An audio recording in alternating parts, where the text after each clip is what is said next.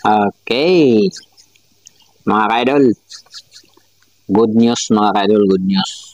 Straight to the atong mga tao diha nga nagsige o sige nagyaw-yaw, sige kasuko sa administrasyon ni straight to the point. President Bongbong Marcos.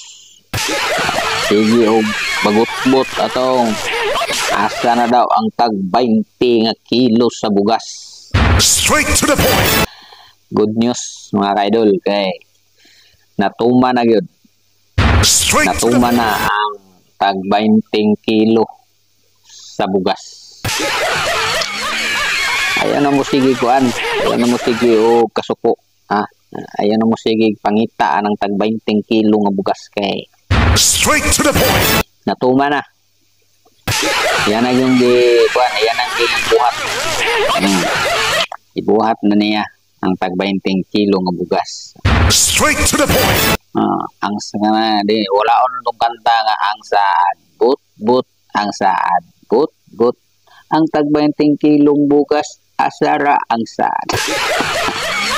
Wala on na natin mga natuma na gyud ang tag 20 kilo nga bugas. Pero wala pa lang dire gipatuman sa Mindanao. Tuwa pa lang sa Kabisayan gipatuman. Nanay mapalit dito nga tag 20 kilo sa bugas. Dito sa Kabisayan. So wala pa lang dire sa Mindanao pero at least natuma na. Nanay nakita. Nga tag 20 yung kilo sa bugas. Natuma na gyud ang tag 20 kilo sa bugas. Diba? Wala pa lang dire sa Mindanao pero sa Kabisayan na himo na niya dito ang tag 20 kilo sa bugas. So, ang pangutana